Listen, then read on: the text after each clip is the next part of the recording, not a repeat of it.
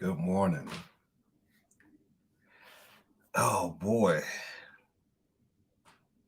my eyes are red. I tell you what, when you read a good book, you definitely get lost in the pages. And that's what happened to me last night. I was reading this book I have by Sonora Williams called The Other Mistress.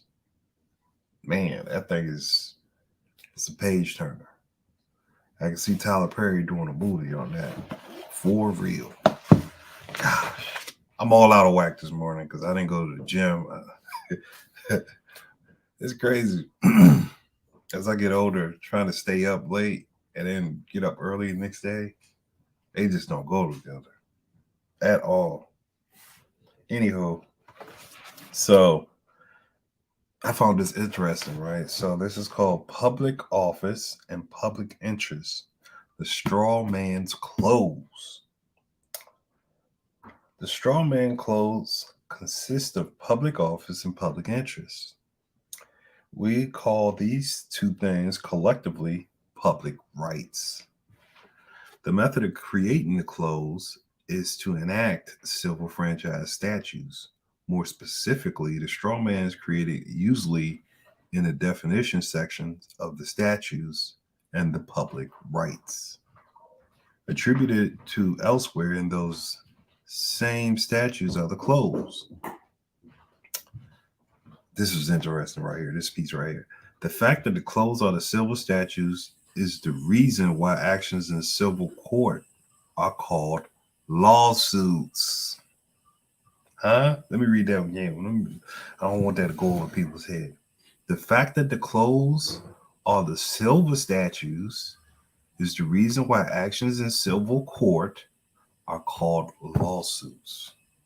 Let that sink in. I was like, what? That was an aha moment for me. The straw man's clothes are the suit. And those who don't come to court properly dressed in their suit will be ejected for violating the judicial dress code. In federal court, this dress code is called Article 3 standing.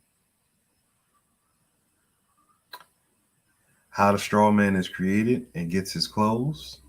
A very important concept to understand is where the government gets the authority to create the straw man and put on his clothes. The case below explains where the authority comes from. Here goes these small articles right here. This brings us to inquire as to the principles upon which this power of regulations rests, in order that we may determine what is within and what without its operative effect. Looking then to the common law, from whence came to the right which the Constitution protects, we find that when private property is affected with a public interest, it ceases to be juris privata only.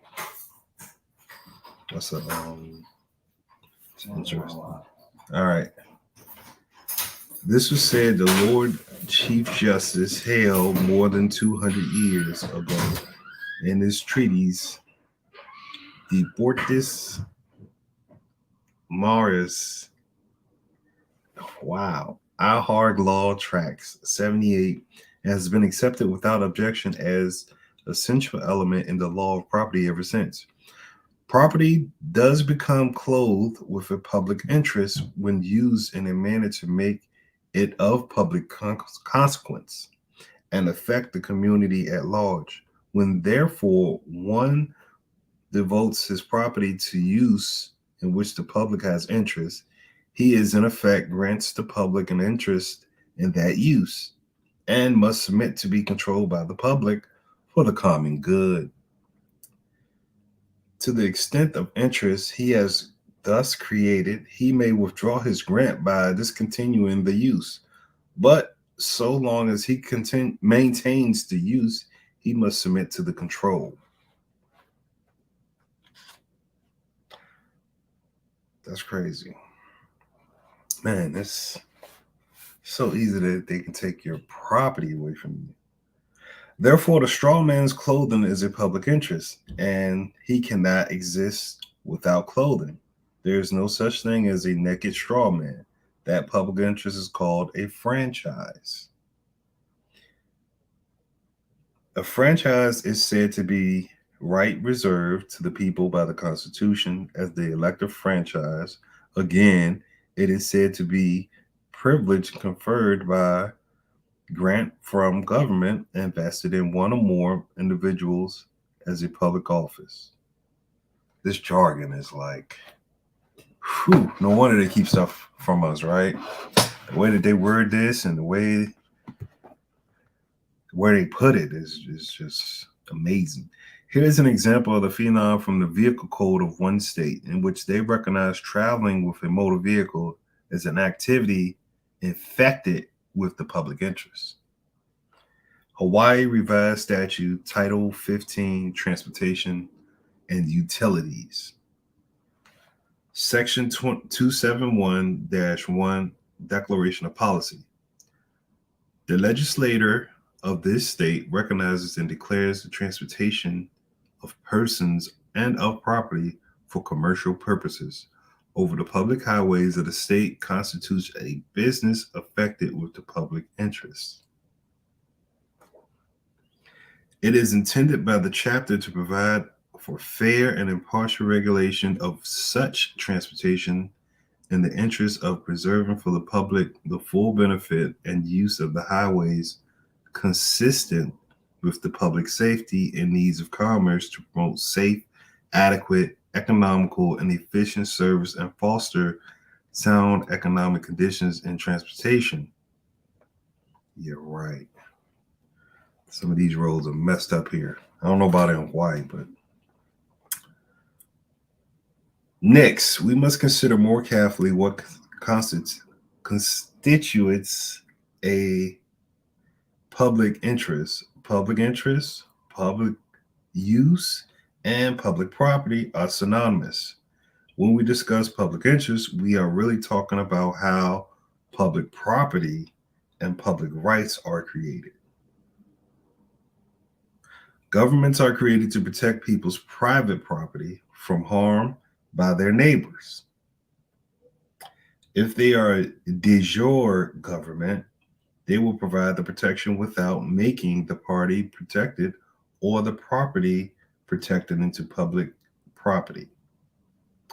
The origin of public interest, therefore, is the right of the people to defend the equal private rights of all from injury by another. This was revealed when the U.S. Supreme Court held the following: men are endowed by their Creator with certain unalienable rights, life, liberty, and the pursuit of happiness. And to secure, not grant, or create these rights, governments are instituted. That property for income, which is a man has honestly acquired, he retains full control of, subject to these limitations: first, that he should not use to his neighbor's injury, and that not mean he must use for his neighbor's benefit. That's some real slanguage right there. But I found this to be interesting right here. It's like a little diagram. Can I get it? Can I get it? Boom. Rules for converting private property use to public office. Listen to this. I'm gonna read the description first, and then I'm gonna read if it requires the owner's consent, right? The owner of property justly acquired enjoys full and exclusive use and control over the property. This right includes the right to exclude government uses or ownership of said property, right? So it requires consent for it to be taken away from the owner, right? But if you kill your neighbor, right, the government doesn't need your consent to come in and take your house and your property away from you and put you in jail. He cannot be compelled or required to use the benefit of his neighbors. That means he cannot be compelled to donate the property to any franchise that will benefit his neighbors, such as Social Security, Medicare. They need your permission for that. They need your consent for the benefit of the property. If he donates it to a public use, he gives the public the right to control that use. Yes, they require consent.